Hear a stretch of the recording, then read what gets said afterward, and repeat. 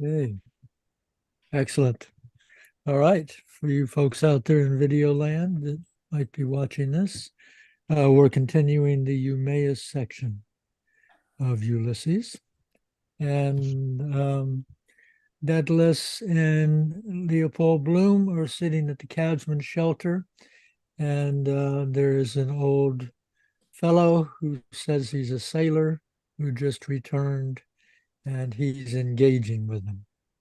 And that's where we're starting. So let me look at my chat list. And there I am. Okay. So he fumbled out a picture postcard from his inside pocket, which seemed to be in its way a species of repository, and pushed it along the table. The printed matter on it stated, Choza de Indios, Benin, Bolivia.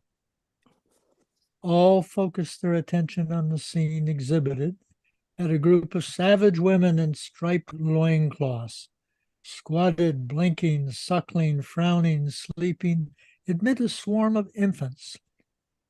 There must have been quite a score of them, outside some primitive shanties of Ossier.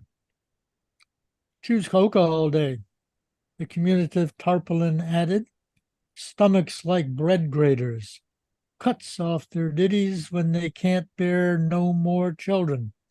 Seen them there stark, bollock naked, eating a dead horse's raw liver.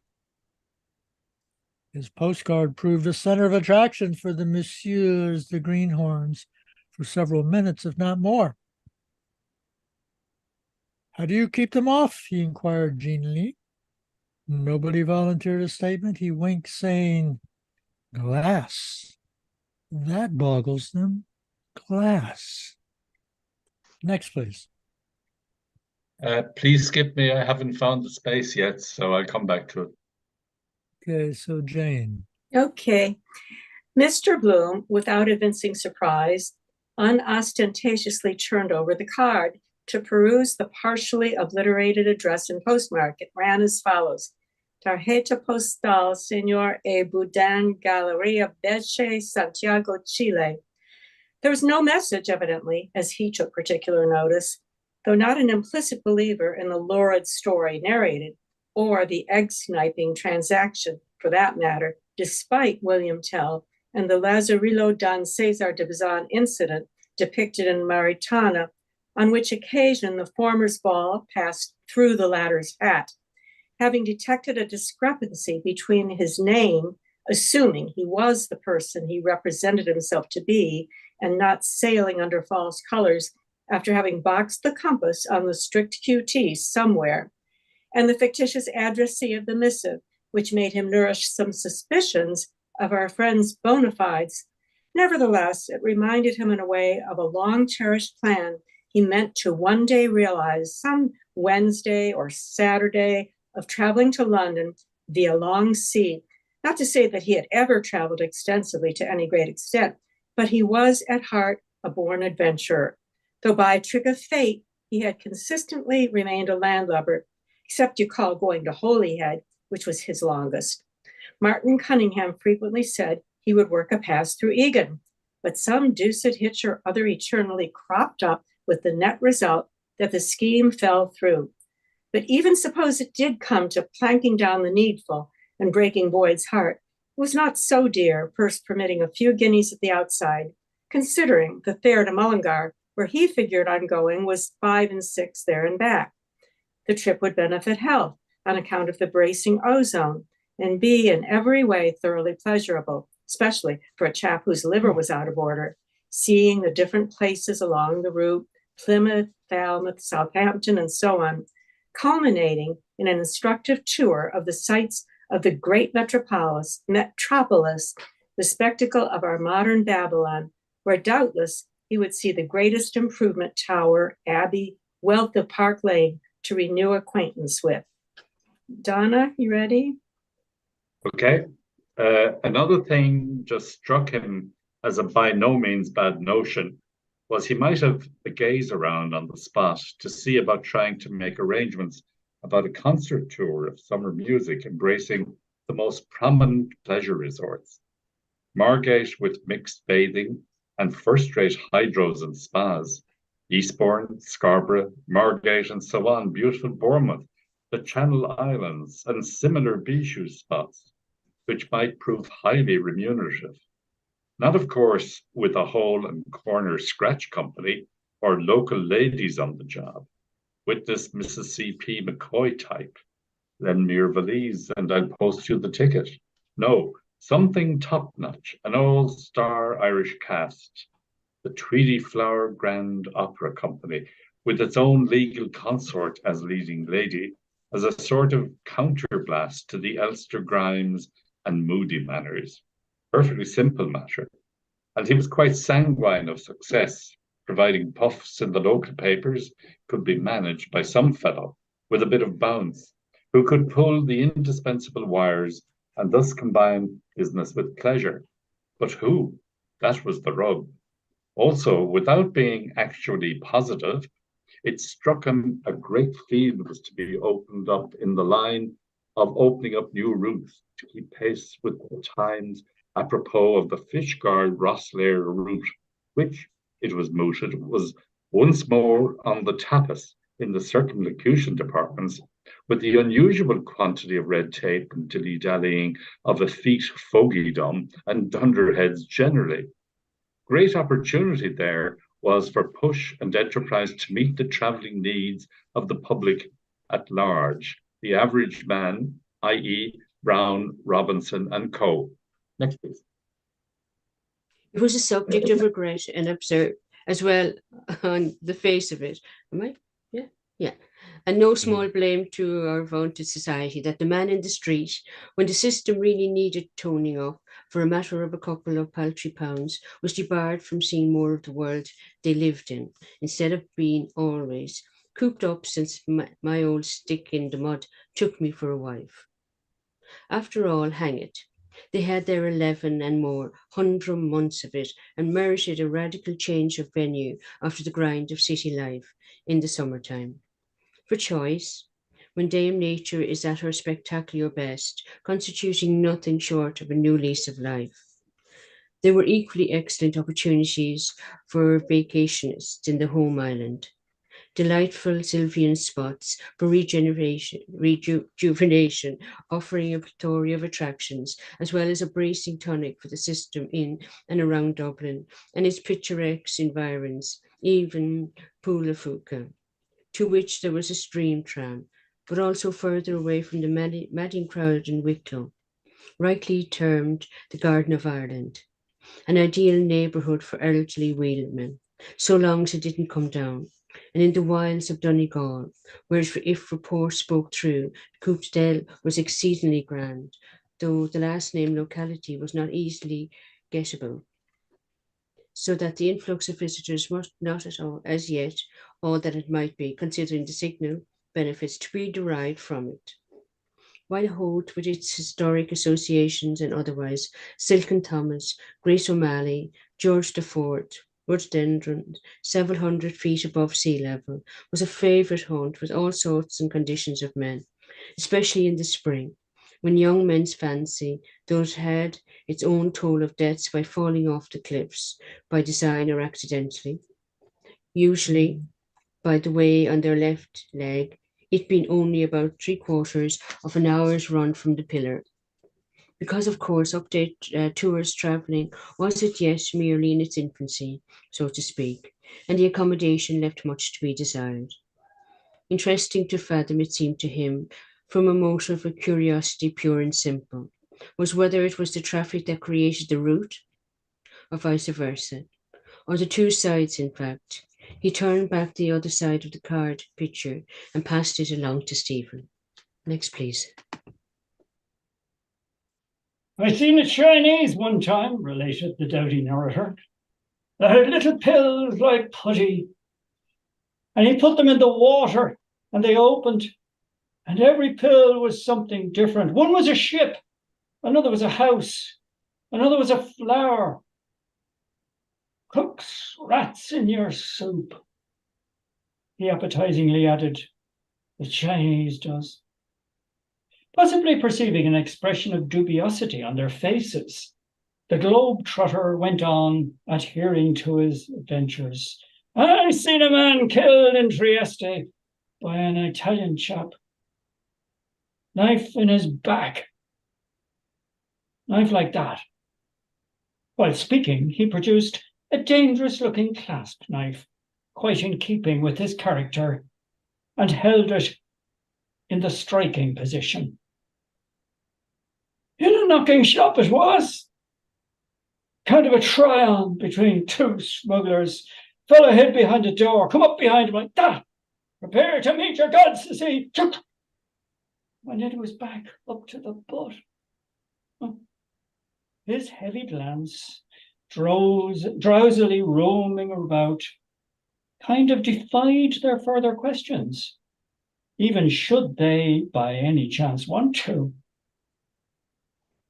That's a good bit of steel, repeated he, examining his formidable stiletto.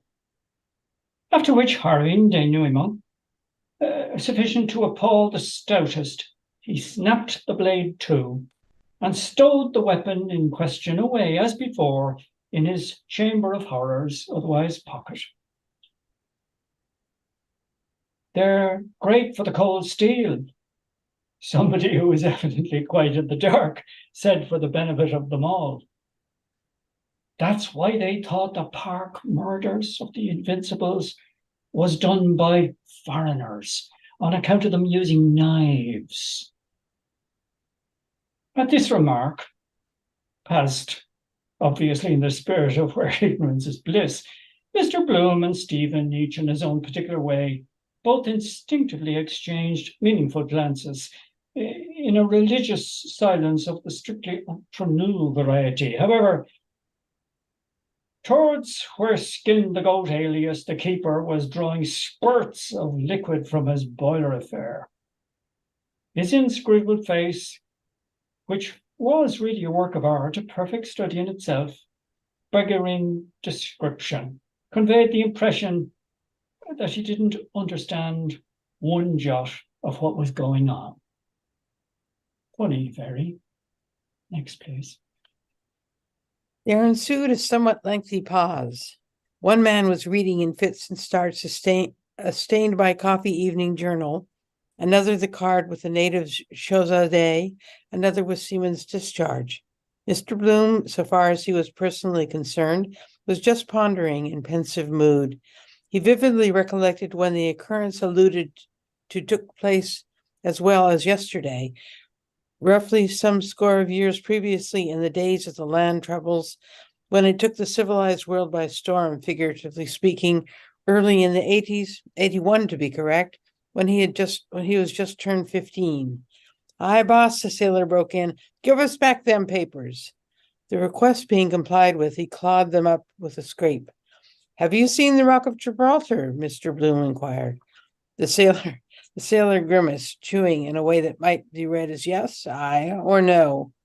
"Ah, you've touched there too," Mr. Bloom said. Europa Point, thinking he had, in the hope that the rover might possibly buy some reminiscences, but he failed to do so, simply letting a spirit of jet of spew into the sawdust, and shook his head with a sort of lazy scorn.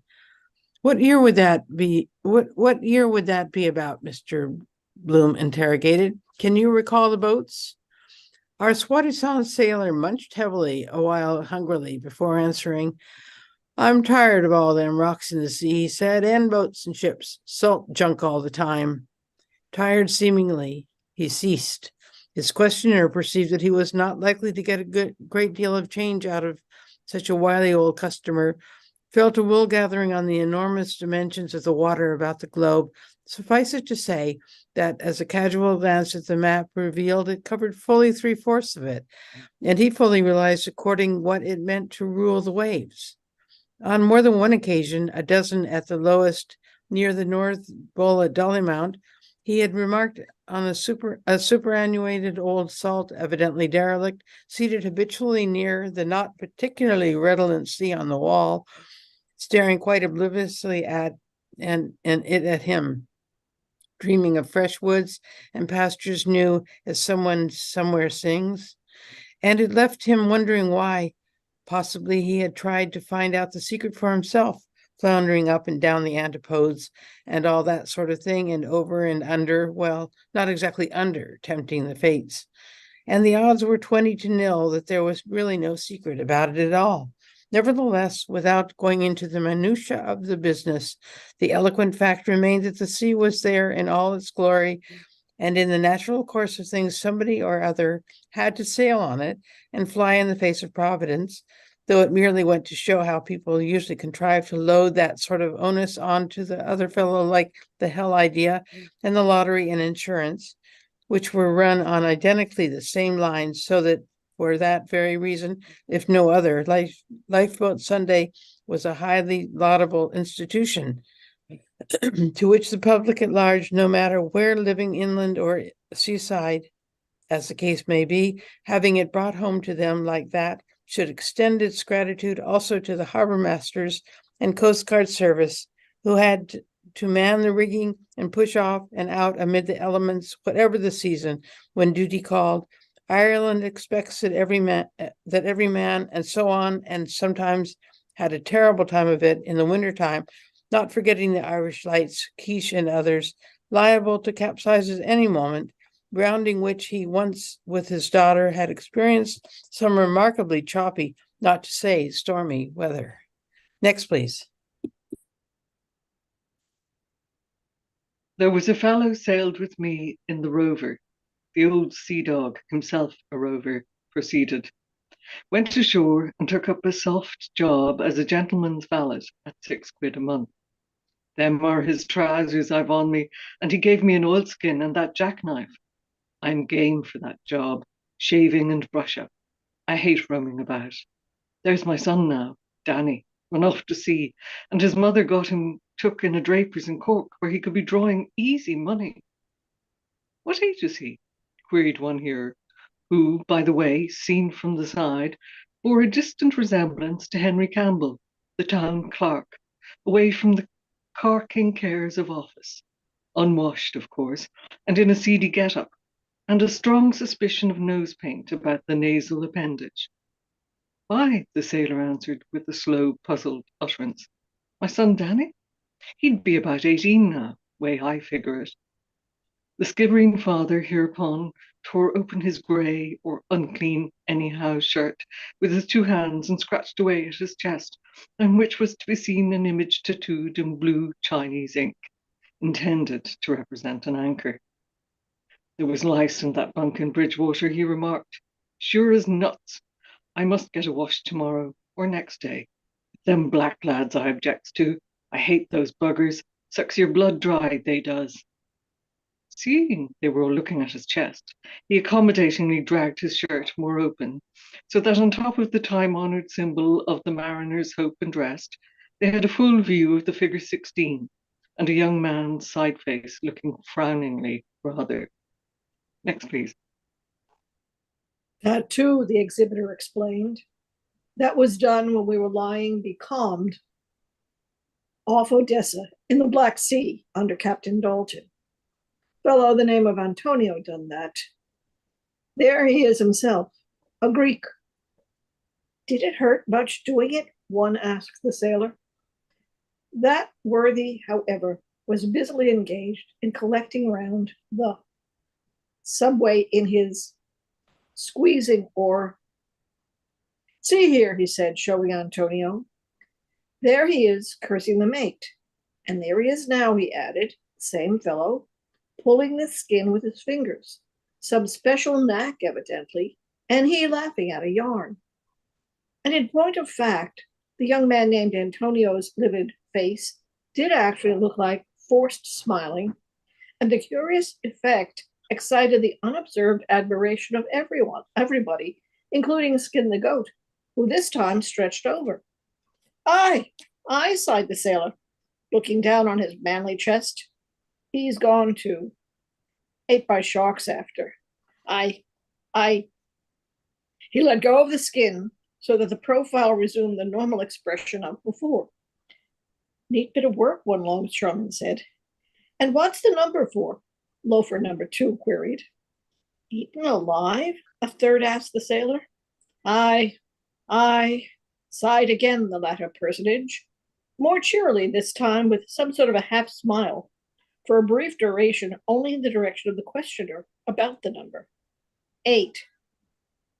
A Greek he was. And then he added with rather gallows bird humor, considering his alleged end, as bad as old Antonio, for he left beyond Ionio.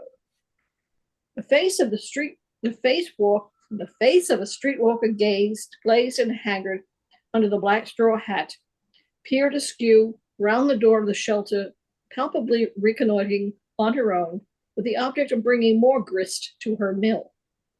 Mr. Bloom, scarcely knowing which way to look, turned away on the moment, fluster-flied, but outwardly calm, and picking up from the table the pink sheet of the Abbey Street organ, which the Jarvey, if such he was, had laid aside, he picked it up and looked at the pink of the paper, though why pink?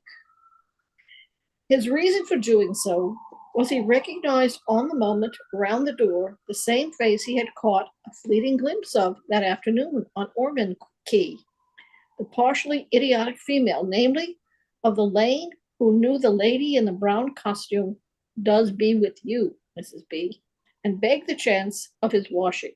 Next. Also, why washing, which seemed rather vague than not? Your washing.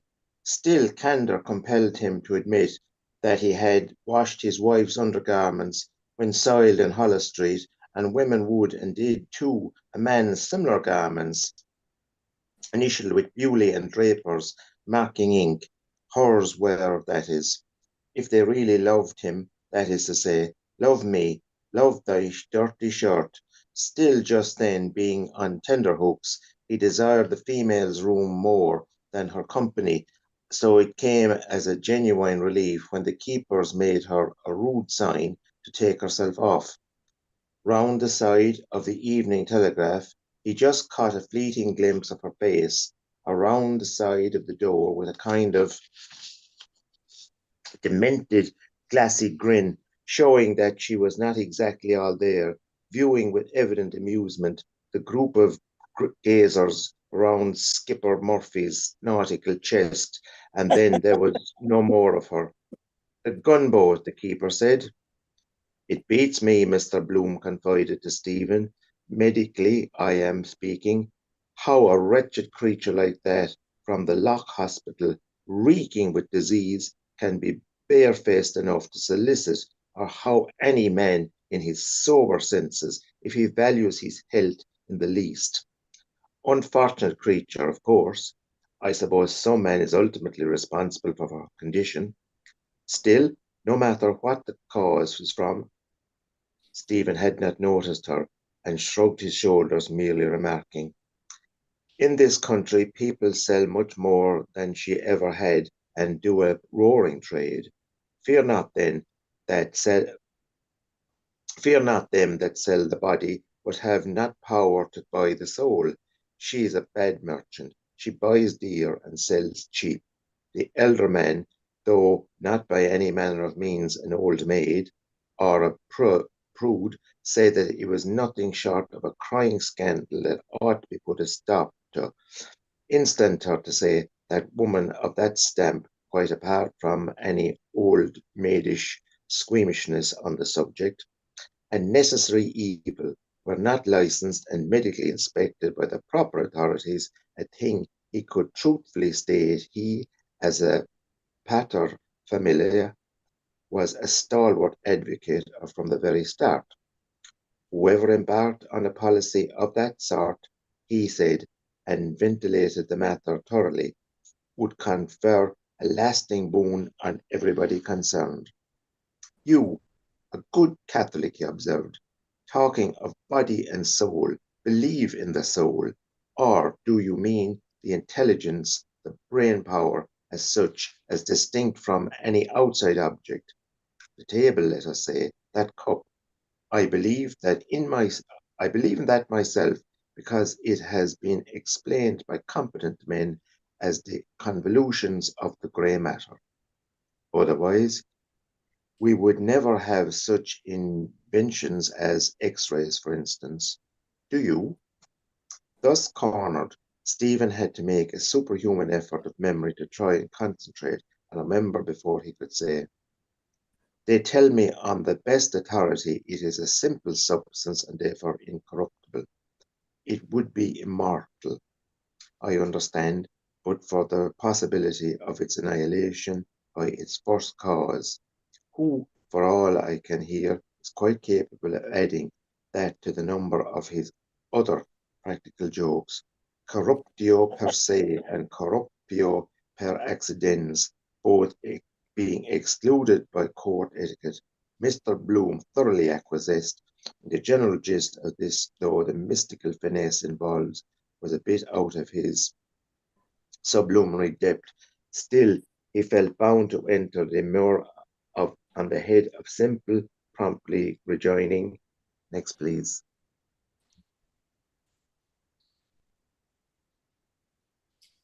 Who's up? Me, is it? Can you hear me? Yeah, Can hear you just fine, Sylvia. Do you know yeah. where we are and Yeah, who you want to read? Yep. I did. I can read, yeah.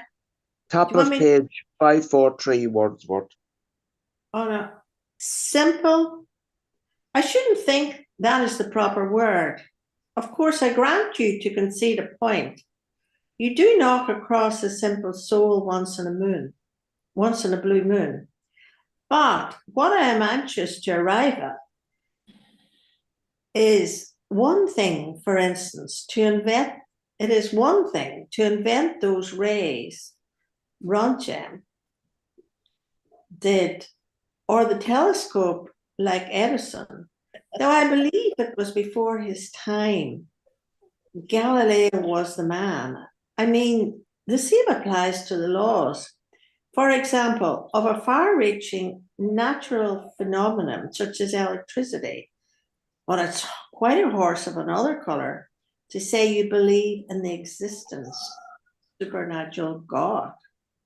Oh, that, Stephen expostulated, has been proved conclusively by several of the best known passages in Holy Writ, apart from circumstantial evidence. On this knotty point, however, the views of the pair, poles apart as they were both in schooling, and everything else with the marked difference in their respective ages, clashed. Has been? The more experienced of the two objected, sticking to his original point with a smile of unbelief. I'm not sure about that. That's a matter for every man's opinion. Without dragging in the sectarian side of the business, I beg to differ with you on toto there. My belief is, to tell you the candid truth, that those bits are genuine forgeries, all of them, put in by the monks, most probably, or it's the big question of our national poet over again, who precisely wrote them like Hamlet and Bacon. As you know, you're Shakespeare infinitely better than I. Of course, I needn't tell you. Can't you drink that coffee, by the way? Let me stir it and take a piece of that bun. Oh, it's like one of our skipper's bricks disguised. Still, not one can give him what he hasn't got. Try a bit. Couldn't, Stephen contrived to get out, his mental organs for the moment refusing to dictate further. Fault finding being a proverbially bad hat, Mr. Bloom thought well to stir or try the clotted sugar from the bottom, and reflected with something approaching acrimony on the coffee palace and its temperance and lucrative work. To be sure, it was a legitimate object, and beyond yeah and nay did a world of good, Shelters such as the present one they are in run on teetotal lines for vagrants at night, concerts, dramatic evenings, and useful lectures, admittance free, by qualified men for lower orders. Next.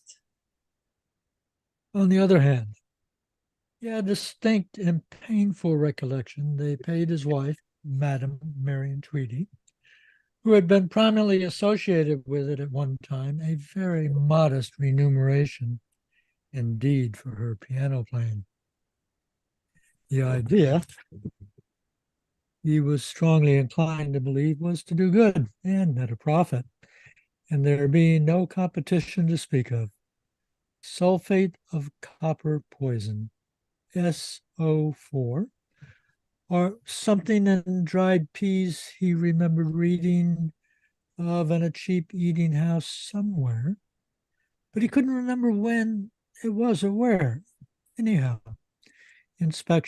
medical inspection of all edibles seemed to him more than ever necessary, which possibly accounted for the vogue of Dr. Tibble's V. Cocoa on account of the medical analysis involved.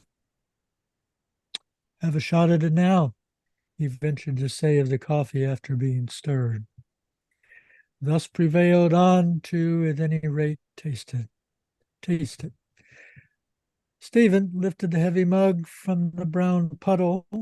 It clopped out of it when taken up by the handle and took a sip of the offending beverage. Still, it's solid food, his good genius urged. I'm a stickler for solid food, his one and only reason being not gourmandizing in the least, but regular meals, as on the sine qua non for any kind of proper work, mental or manual. You ought to eat more solid food. You would feel a different man. Next, please. Liquids I can eat, Stephen said, but oblige me by taking away that knife. I can't look at the point of it. It reminds me of Roman history. Mr. Broom promptly did as suggested and removed the incriminated article, a blunt, horn-handled ordinary knife with nothing particularly Roman or antique about it to the lay eye, observing that the point was the least conspicuous point about it. Our mutual friend's stories are like himself, Mr. Bloom, apropos of knives, remarked to his confidant sotto voce. Do you think they are genuine?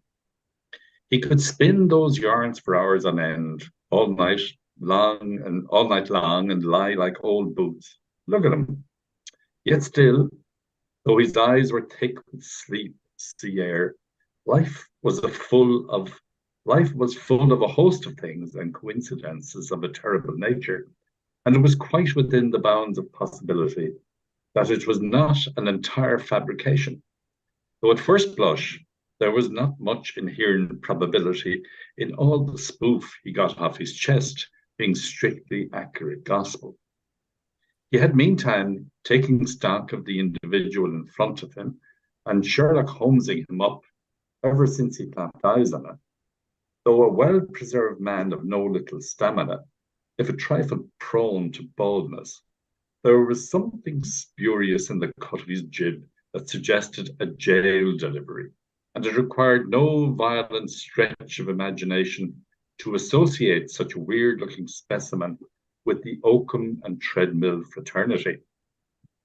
He might even have done for his man, supposing it was his own case, he told, as people often did about others, namely that he killed him himself and had served his 4 or 5 good-looking years in durance vile, to say nothing of the Antonio personage, no relation to the dramatic personage of identical name who sprang from the pen of our national poet, who expiated his crimes in the melodramatic manner above described. On the other hand, he might be only bluffing, a pardonable weakness, because meeting unmistakable mugs Dublin residents, like those Jarvies waiting news from abroad, would tempt any ancient mariner who sailed the ocean seas to draw the long bow about the schooner Hesperus and etc. And when all was said and done, the lies a fellow told about himself couldn't probably hold a proverbial candle to the wholesale whoppers other fellows coined about him. Mind you, I'm not saying that it's all a pure invention, he resumed. Analogous scenes are occasionally, if not often, met with. Giants, though, that is a rather far cry, you see, once in a way. Marcella, the midget queen, in whose waxworks in Henry Street, I myself saw some Aztecs, as they're called, sitting bow-legged. They couldn't straighten their legs if you paid them, because the muscles here, you see, he proceeded, indicating on his companion the brief outline, the sinews, or whatever you like to call them, behind the right knee, were utterly powerless from sitting that way so long cramped up, being adored as gods. There's an example again of simple souls. Next, please. However, reverting to friend Sinbad and his horrifying adventures, who reminded him a bit of Ludwig alias Ledwidge when he occupied the boards of the Gaiety, when Michael Gunn was identified with the management and the Flying Dutchman with a stupendous success, and his host of admirers came in large numbers, everyone simply flocking to hear him. Those ships of any sort, phantom or the reverse, on the stage usually fell a bit flat, as also did trains. There was nothing intrinsically incompatible about it, he conceded. On the contrary, that stab in the back touch was quite in keeping with those Italianos. Though candidly, he was nonetheless free to admit those ice creamers and friars in the fish way, not to mention the chip potato variety and so forth over in Little Italy, there, near the Coombe, were sober, thrifty, hardworking fellows, except perhaps a bit too given to pot hunting the harmless, necessary animal of the feline persuasion of others at night, so as to have a good old succulent tuck in with garlic de rigueur off him or her next day on the quiet, and he added, on the cheap. Spaniards, for instance, he continued, passionate temperaments like that, impetuous as old Nick, are given to taking the law into their own hands and give you your quietus double quick with those poniards they carry in the abdomen. It comes from the great heat, climate generally. My wife is, so to speak, Spanish, half that is. Point of fact, she could actually claim Spanish nationality if she wanted, having been born in technically Spain, i.e. Gibraltar. She has the Spanish type, quite dark, regular brunette, black. I, for one, certainly believe climate accounts for character. That's why I asked you if you wrote your poetry in Italian. The temperaments at the door, Stephen interposed with, were very passionate about 10 shillings. Roberto Ruba, roba sua. Quite so, Mr. Bloom dittoed. Then Stephen said, staring and rambling on to himself or some unknown listener somewhere, we have the impetuosity of Dante and the isosceles triangle, Miss Portinari he fell in love with, and Leonardo and San Tommaso Mastino. Next, please.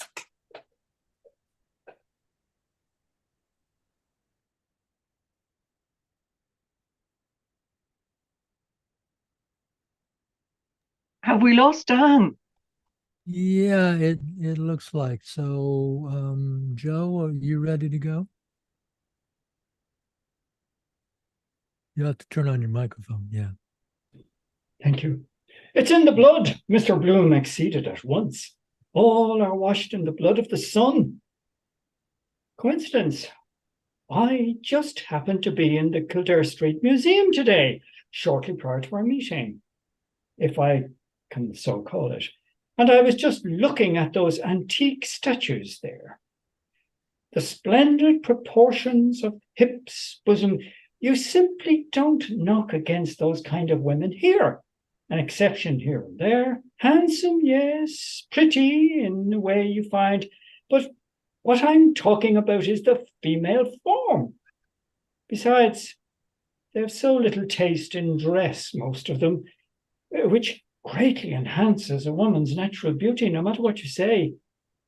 Rumpled stockings, it may be, possibly is a foible of mine, but still, It's a thing I simply hate to see. Interest, however, was starting to flag somewhat all round, and the others got on to talking about accidents at sea. Ships lost in a fog, collisions with icebergs, that sort of thing. Ship Ahoy, of course, had his own say to say. He had doubled the Cape a few odd times and weathered a monsoon, a kind of wind in the China seas. And through all those perils of the deep, there was one thing he declared stood to him, or words to the effect. A pious medal he had that saved him. Soon then, after that, they drifted on to the wreck of Daunt's Rock. Wreck of that ill-fated Norwegian bark. Nobody could think of her name for the moment, till the Jarvey, who had really quite a look of Henry Campbell, remembered it. Nay, on Butterstown Strand. That was the talk of the town that year. Albert William Quill wrote a fine piece of original verse of distinctive merit on the topic for the Irish Times. Breakers running over her, and crowds on the shore, in commotion, petrified with horror. Then someone said something about the case of the SS Lady Kearns of Swansea, run into by the Mona, which was on an opposite tack, in rather muggish weather, and lost with all hands on deck. No aid was given. Her master, the Mona's, said he was afraid his collision bulkhead would give way. She had no water, it appears, in her hold. At this stage, an incident happened. It becoming necessary for him to unfurl a reef, the sailor vacated his seat. "Let me cross your bows, mate," he said to his neighbour, who was just gently dropping off into a peaceful doze. He made tracks heavily, slowly, with a dumpy sort of gait to the door, stepped heavily down the one step there was out of the shelter, and bore due left. While he was in the act of getting his bearings, Mr. Bloom, who noticed when he stood up that he had 2 flasks of presumably ship's rum, one out of each pocket for the private consumption of his burning interior, saw him produce a bottle and uncork it, or unscrew, and apply its nozzle to his lips, taking a good old delectable swig out of it with a gurgling noise. The irrepressible Bloom, who also had a shrewd suspicion that the old stager went out on a manoeuvre after their counter-attraction in the shape of a female, who, however, had disappeared to all intents and purposes, could, by straining, just perceive him when, duly refreshed by his rum-puncheon exploit, gazing up at the piers and girders of the loop line, rather out of his depth, as of course it was all radically altered since his last visit and greatly improved.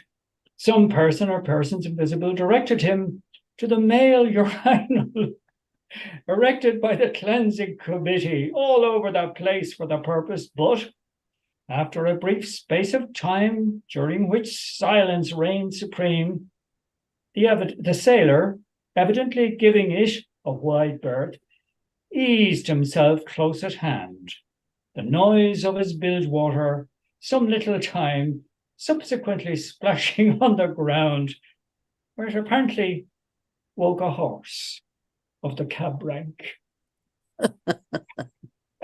Next, please. A hoof scooped anyway for a new foothold after sleep, and a harness jingled.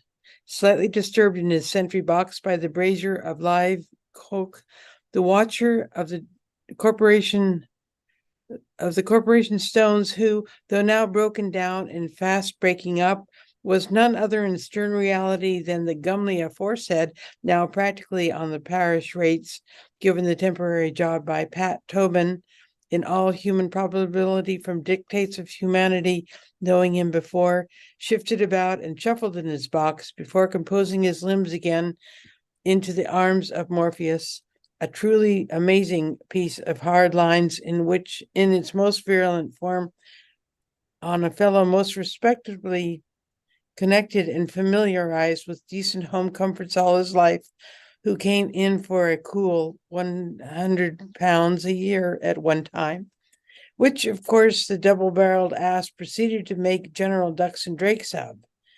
And there he was at the end of his tether, after having often painted the town tolerably pink, without a beggarly stiver.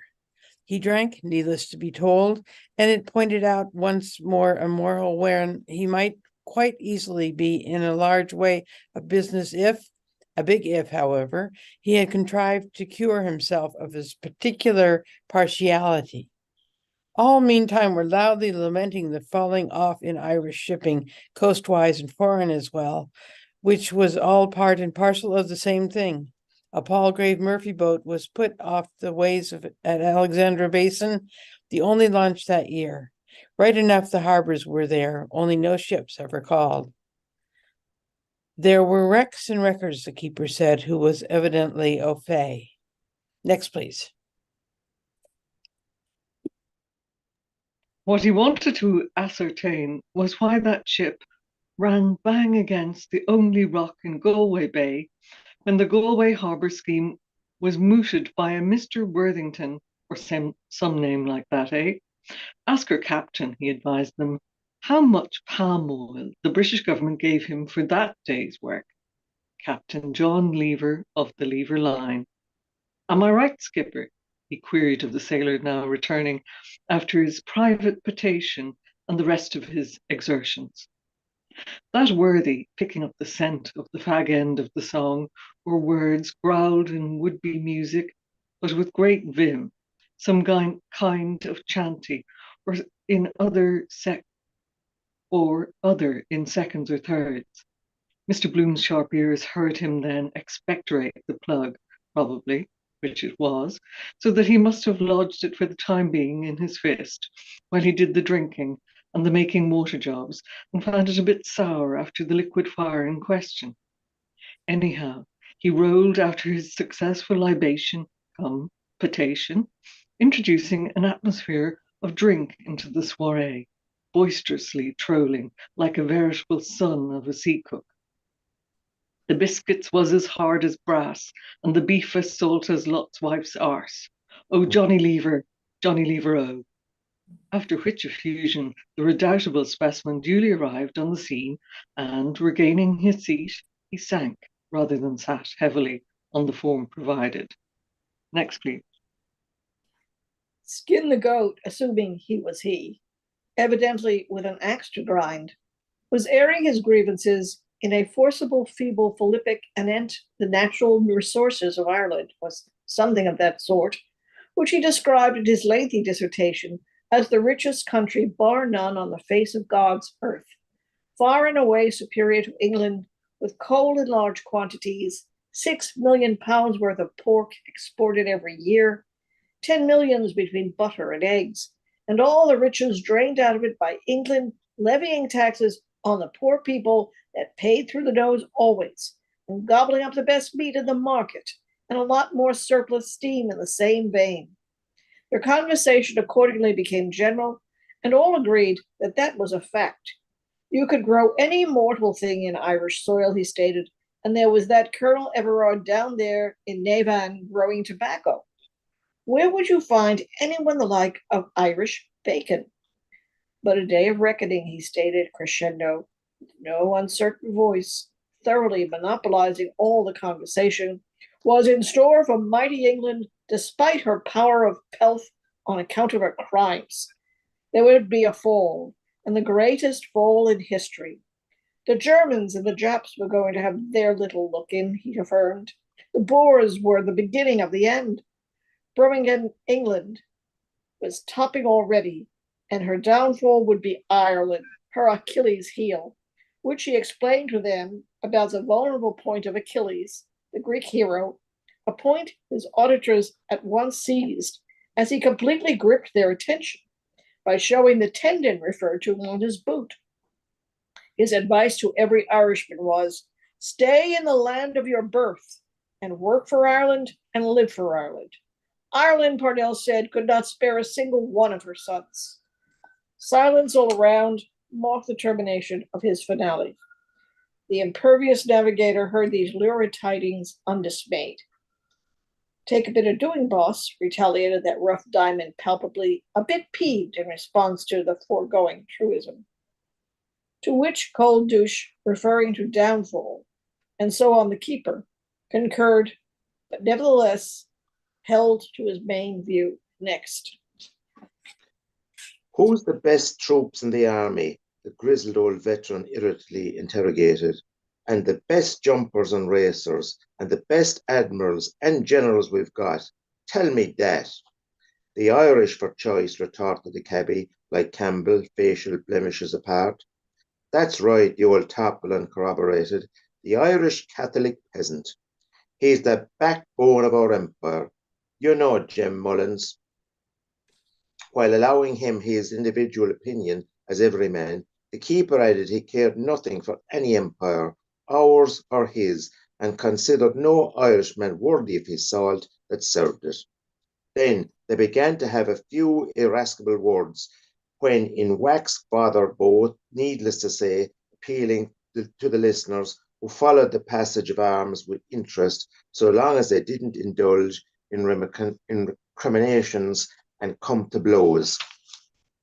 From inside information extending over a series of years, Mr. Bloom was rather inclined to pooh-pooh the suggestion as egregious balderdash, for pending that consumption devoutly to be or not to be wished for, he was fully cognizant of the fact that their neighbours across the channel, unless they were much bigger fools than he took them for, rather concluded their strength than the opposite. It was quite on a par with the quixotic idea in certain quarters that in 100 million years, the coal seam of the sister island would be played out, and if, as time went on, that turned out to be how the cat jumped, all he could personally say on the matter was that as a host of contingencies equally relevant to the issue might occur ere that it was highly advisable in the interim to try to make the most of both countries, even though poles apart. Another little interesting point, the amours of whores and chummies, to put it in a common parlance, reminded him Irish soldiers had as often fought for England as against her, more so in fact, and now why? So the scene between the pair of them, the licensee of the place, rumoured to be or have been Fitzharris, the famous Invincible, and the other obviously bogus, reminded him forcibly as being on all fours with the confident trick, supposing that it was prearranged as the looker-on, a student of the human soul, if anything, the other seeing least of the game. And as for the lessee or keeper, who probably wasn't the other person at all, he, Bloom, couldn't help feeling, and most properly, it was good to give people like that the gobby unless you were a blithering idiot altogether and refused to have anything to do with them as a golden rule in private life, and their villain setting there always being the off chance of a Denny man coming forward and turning Queen's evidence, or King's now, like Dennis or Peter Carey, an idea he utterly repudiated. Quite apart from that, he disliked those careers of wrongdoing and crime on principle. Yet, though such criminal propensities had never been an inmate of his bosom in any shape or form, he certainly did feel, and no denying it, while inwardly remaining what he was, a certain kind of admiration for a man who had actually brandished a knife, cold steel, with the courage of his political convictions, though personally he would never be a party to any such thing, of the same bat as those love vendettas of the South, have her or swing for her. When the husband frequently, after some words passed between the two, concerning her relations with the other lucky mortal, the man having had the pair watched, inflicted fatal injuries on his adored one as a result of an alternative postnuptial liaison by plunging his knife into her until it just struck him that Fitz, nicknamed Skin the Goat, merely drove the car for the actual perpetrators of the outrage and was not, if he was reliably informed, actually party to the ambush, which, in point of fact, was the plea some legal luminary saved his skin on. Next, please.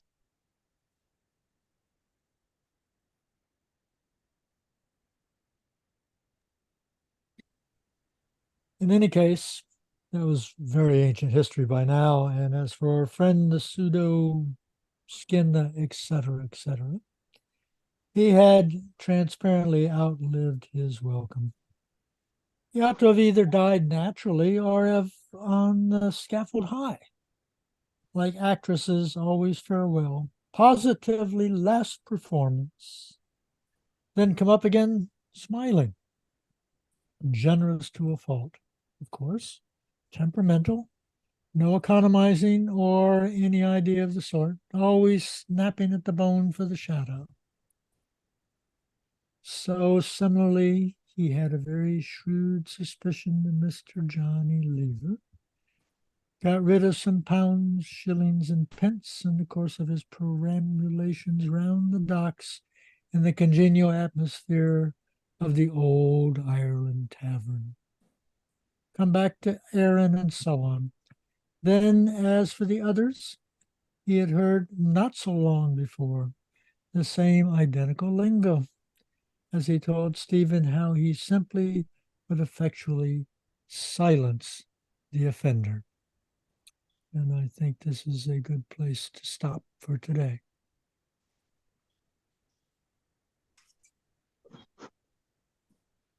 So let me collect page numbers. Gabler is 525. 525. Okay. The small penguin is 563. Small 563. Okay. Wordsworth Classic is 551. Okay. Any other pages I need to make note of, or is that cover the waterfront, as they say? I guess that covers the waterfront. Okay, so our next meeting is 11/16.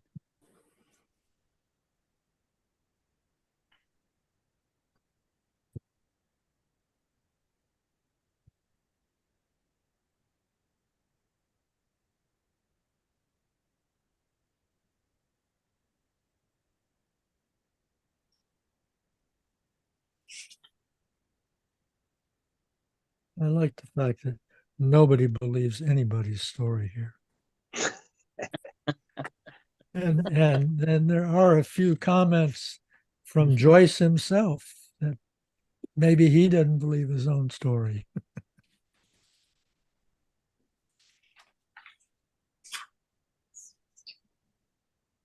Just on a point of interest, can I take you back 13 pages? Yes. Sort of 2/3 of the way down the page, there's a sentence starting on more than one occasion, a dozen at the lowest, near the North Pole at Dollymount, he had remarked a superannuated old salt, evidently derelict, seated habitually near the not particularly redolent sea on the wall, staring quite obliviously at it and it at him, dreaming of fresh woods and pastures new, as someone somewhere sings. Someone who somewhere sings is Alfred Lord Tennyson, and that's the last line from his poem Lycidas, Tomorrow to fresh woods and pastures new. Just showing off my information and education. All right. It's good to know. Thank you.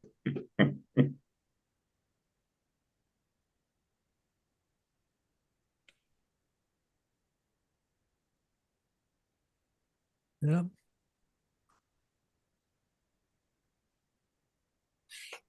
Well, I find it very interesting that Sailor Murphy is, after Sailor Murphy says some stuff, that Bloom kind of sails off into a fantasy land of his own for a while.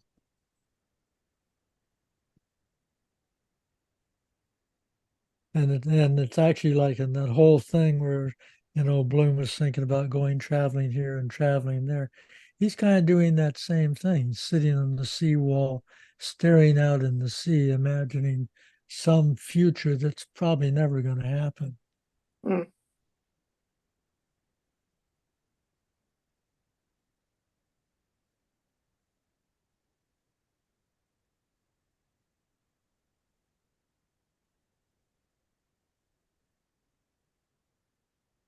I think I'm a bit like Bloom on this. I'm a bit out of my sublunary depth, but I'm acquiescing in the general gist of things. That's page 542 in Wordsworth. Mm-hmm. Would sublunary refer to Earth if it's under the moon?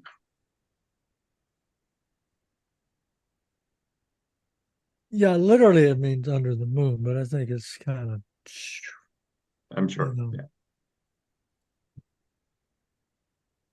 Nighttime. And of course, it also has the reference to madness, doesn't it? Lunatic. Yeah. Luna, Yeah. which might be appropriate. There's great humor in here, like the whole thing is a Yeah. plastic joke. Like, if you've ever been somewhere at 1 a.m, the stupid conversations that start up, and especially if some people are a bit drunk and others are a bit tired, and and the sailor waves a knife, and one character says, well, that's why they thought the foreigners, the Invincibles, the Phoenix Park murders, the Secretary for Ireland and his assistant were murdered. It couldn't have been by Irish people because knives were used. And he's got an Irishman waving a knife in front of him.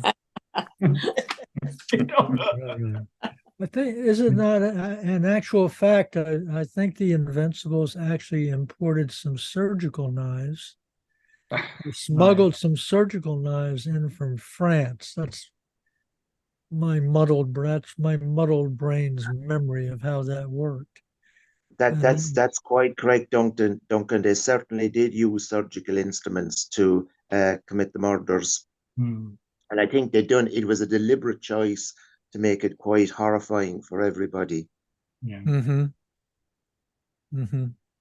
And then the old sailor isn't quite sure where Gibraltar is. I'm tired of them rocks in the middle of the sea. Gibraltar's not a rock in the middle of the sea. And he's come in on a Palgrave Murphy ship. Palgrave Murphy didn't do the deep sea trade. They operated ships between Holland, Ireland, France. Mm-hmm. Of short sea trade.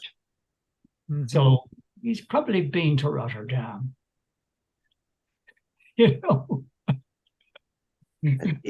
reminds me of the late Jerry Ryan, who was a DJ on Irish radio, and he used to do this sketch. He used to have these three old fellas talking inside in a pub, and they'd always be pissed. And one would misunderstand the other, and the conversation was going in all different directions. But we're all finally end up when Jerry Ryan would come on at the end of the sketch and say, "What on earth were they talking about?" Yeah. And you end up with Stephen arguing for the existence of the soul. and his father saying, no, we're back on this father-son thing again, do you believe the soul? And Stephen can't quite remember the arguments. he knows he's opposed to his father anyway. So.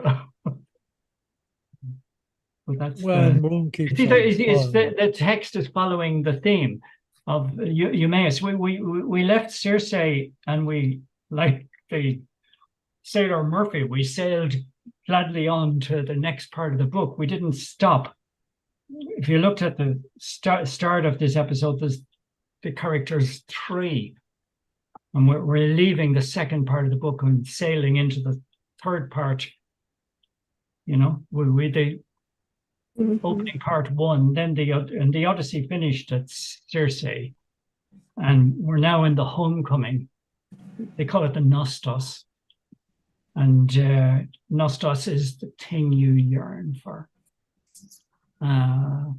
Nostalgia, and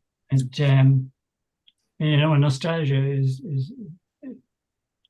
nostalgia. You know that jokey saying, nostalgia just isn't what it was.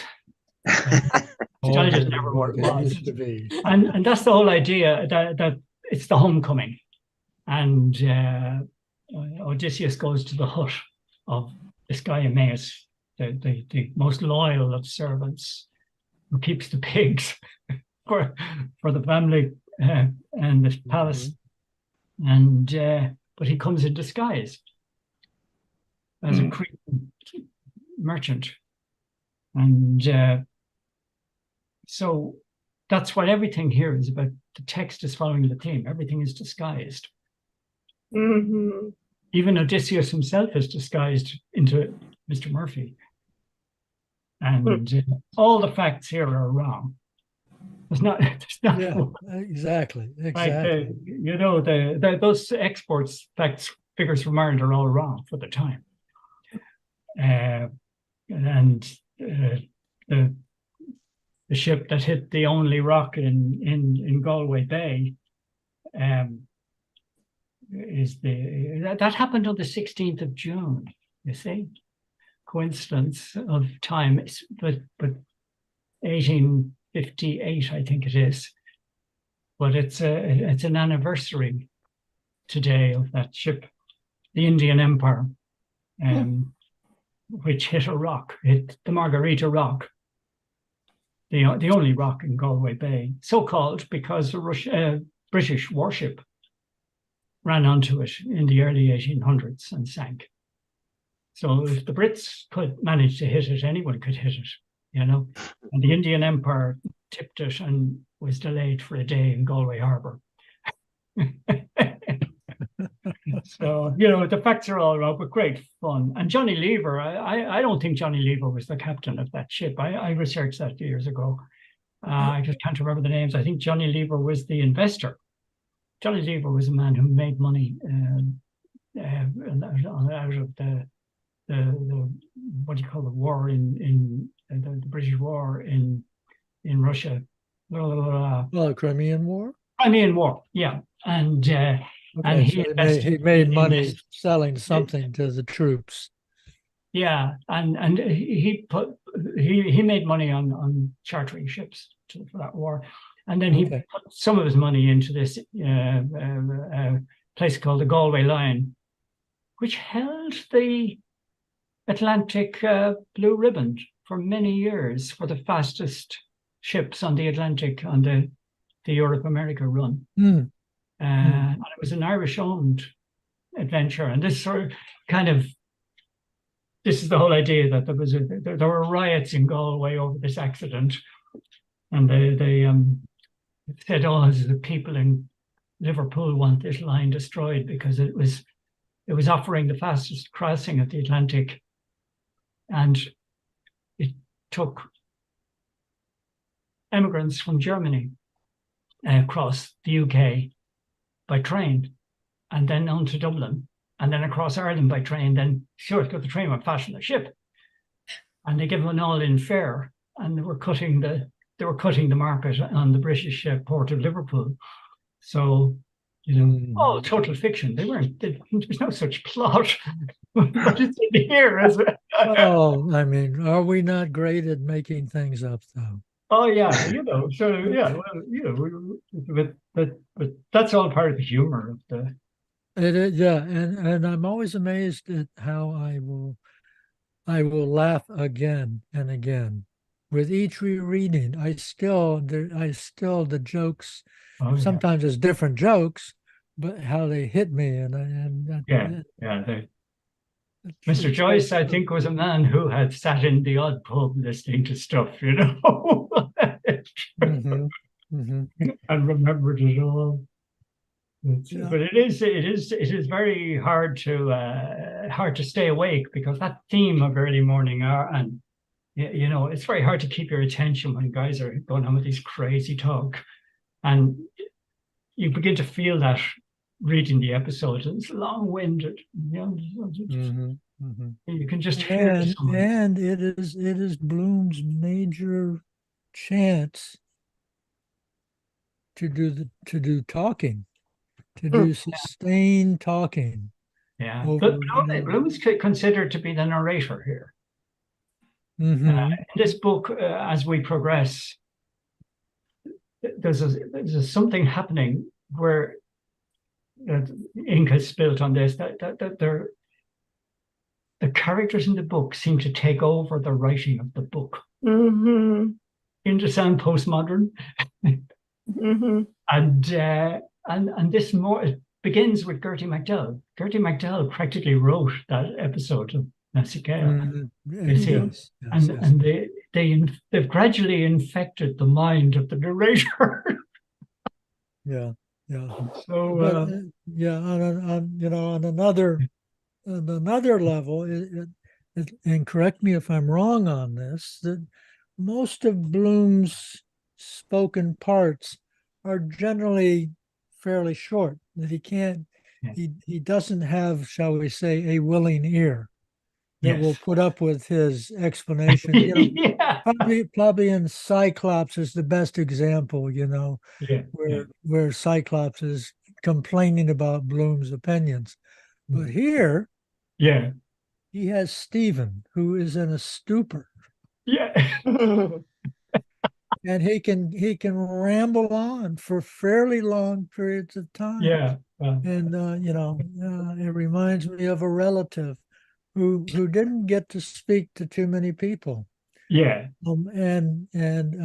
yeah, When I would go visit, she would just talk and talk and talk and talk and talk. And after a long talking, she would say, "Well, Duncan, you're not saying anything."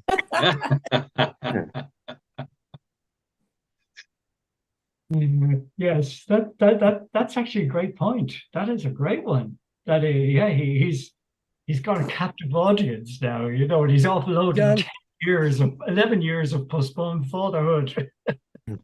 And all the pent up frustrations throughout the day. Yeah, Really, in here, he's the only one doing the Nostos, right? yeah, I mean, Stephen's not going home.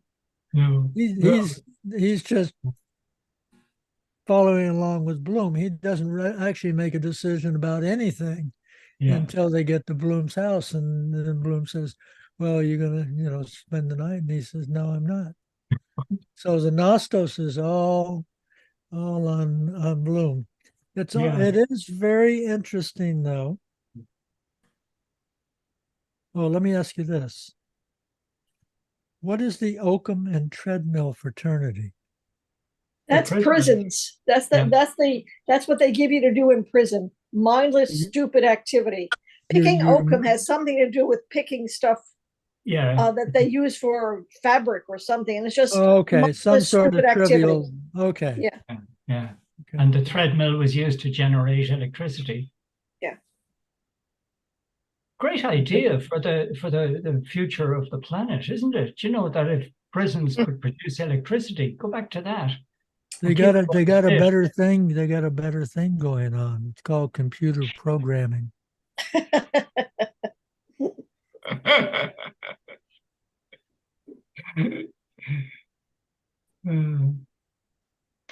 Anyways.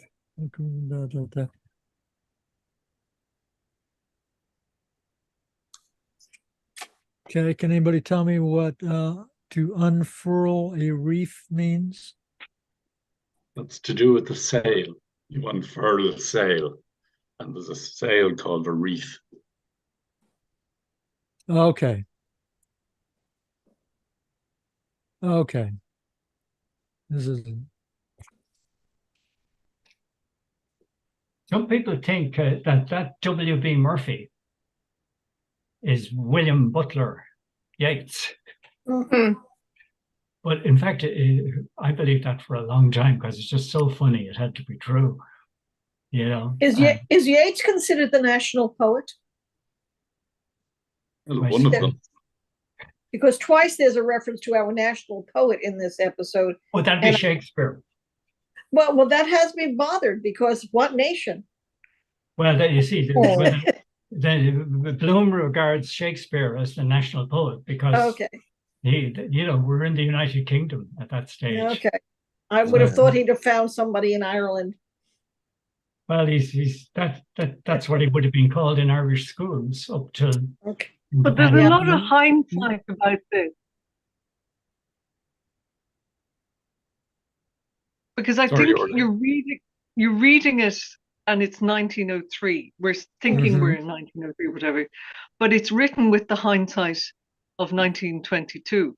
So what he's saying national poet is Shakespeare, but if you're reading it in 1922, you're thinking national poet is Yeats.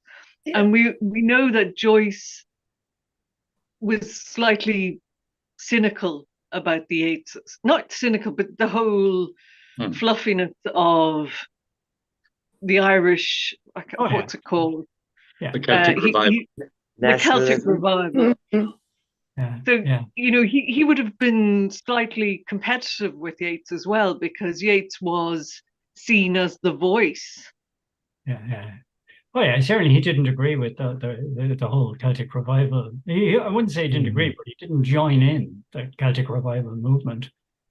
He had something that arose last night, Joe, you'll probably remember this. They were talking about the Celtic Revival and that it was basically a rural phenomenon, whereas Joyce was sort of writing as an north inner city Dubliner and wanted to have a harder edge to his art. Yeah. Oh, he certainly, and we'll come to that later in the Dead and a lot and all that sort of thing. But but the WB is actually a misprint. In there on Murphy's name in the original manuscript. I can't remember what letter. It's JB or something, and the typist trying to type the thing typed in W. And but JB is Yeats's brother, who was I don't know what the letter was. I'm working from memory. Or Yeats's father, John B. Yeats, who went to America and was wheeled out for all the fundraising. I just picked a letter out of the air. I can't remember what the letter was. It was DB Murphy. Murphy is my name, DB Murphy, but in my edition, it has DB Murphy. There was a well-known businessman around that era as well called William Martin Murphy. Could it be a reference to him? Well, I've never heard that. I'm just speculating here. I don't know. The point is that on the original one, from Shakespeare and Company, comes out as WB, and people thought it was Yeats, but it isn't. It's just I had a whole theory worked out. The Celtic Revival was also very much led by what we might call the Anglo-Irish, like Lady Gregory and Yeats and so on. And I think, the Sean O'Casey, I think, wouldn't exactly have been part of it. Yeah. But this proves Joyce's point again that, people in succeeding years would spend hours and hours trying to decipher what he was talking about. So this is a classic example of that. That's right, Donna. And I think the Eumaeus example, certainly after following the Circe episode, raises all kinds of questions about, I think thoughtful people might sit down and say, this reality thing, are we just making this up as we go along? Is it the better story, the more popular story that becomes the frame that we start seeing things in? It really does raise that question quite a bit. It's That's why I like to go back to what Joyce said. when someone says X, Y, and a Z, I like to think back, did Joyce say anything about this or write anything? Mhm. And you're better to root your opinions in what Joyce has said Mhm. rather than someone coming up with a theory that X, Y, and a Z is, Mhm. because you can really read almost anything into stuff, into anything.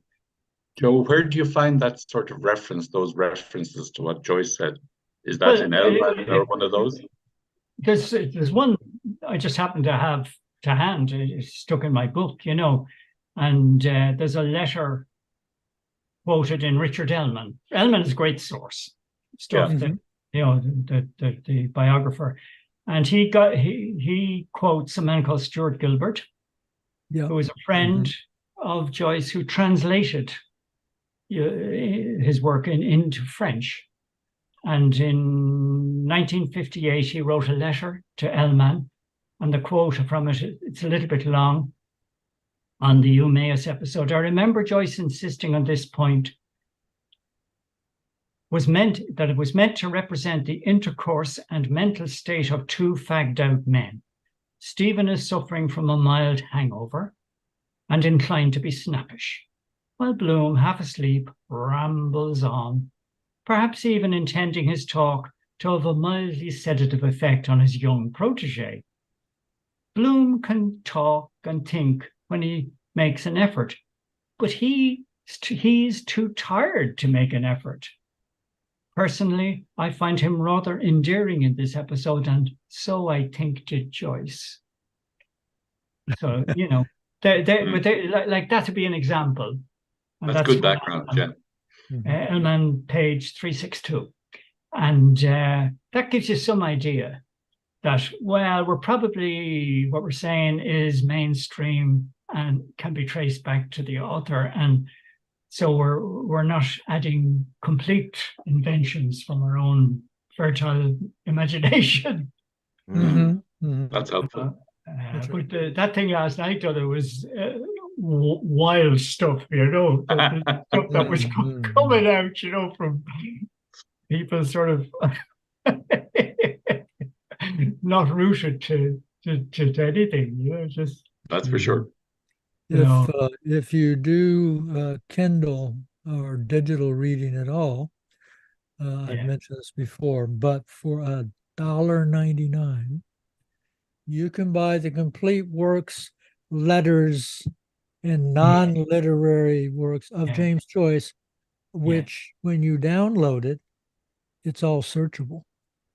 You can do key phrase and keyword searches on it. It's for a Joyce, someone who's interested in Joyce, it's really an incredible bargain. I must do that because it'd be great to have. Do you have a link for that, Duncan?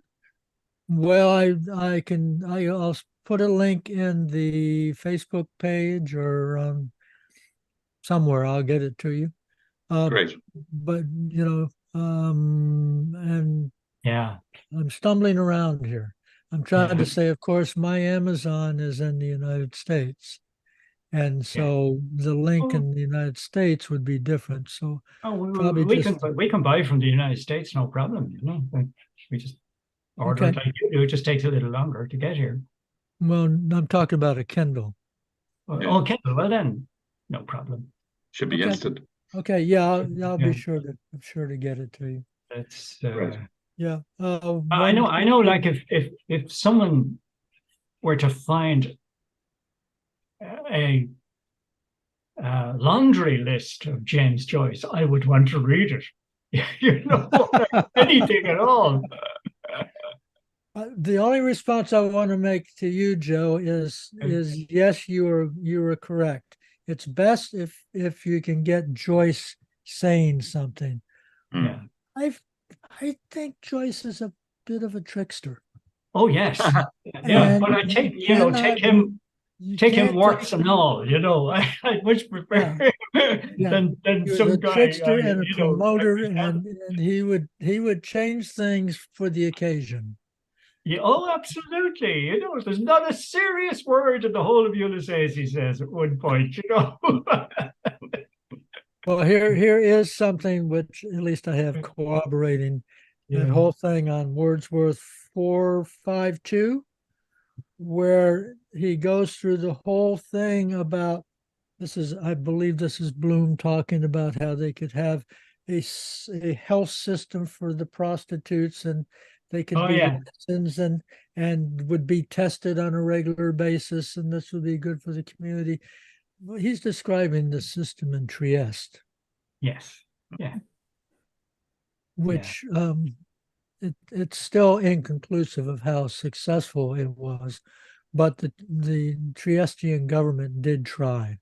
Yeah. Yeah. That's all right. Well, there we go. Mm. But it's a hard episode to read, you know. It does wear the readers down. I find over the years, you know, they really get that 2 a.m. in the morning feeling. Oh yeah, well you just kind of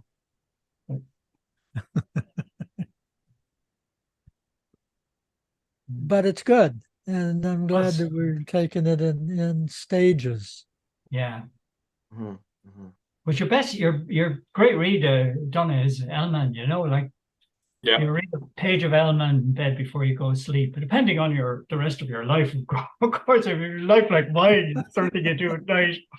But a page of Elman with my cup of cocoa. Page of Elman, you know, once you don't try to read the whole thing. Like and I just it is a reference, isn't it? You know. It's readable.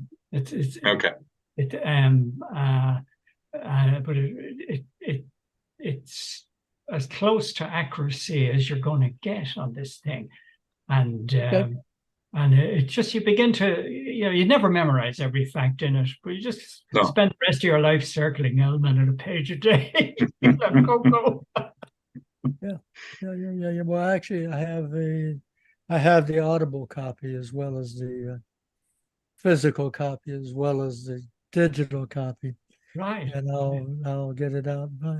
I frequently fall asleep at night listening to something I'm interested in.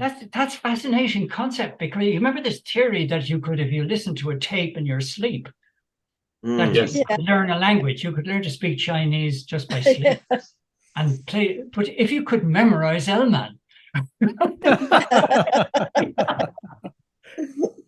Well, I do think that certain things will float to the surface, but I don't think I could. It's not like I'm going to listen to Elman and wake up. You'd be having Elman dreams. And then one of the means that, well, Elman says, page 374. You might find men in white coats visiting the house. No, they're already on their way for me. It's okay. Stop it. Duncan, do you have the flu or COVID? Good night. Good night. Okay, it will be Thanksgiving. We'll probably be doing some our day before Thanksgiving. Feel better, Duncan. Oh yeah, onward and upward. Okay. Thank you, Duncan. Bye, everybody.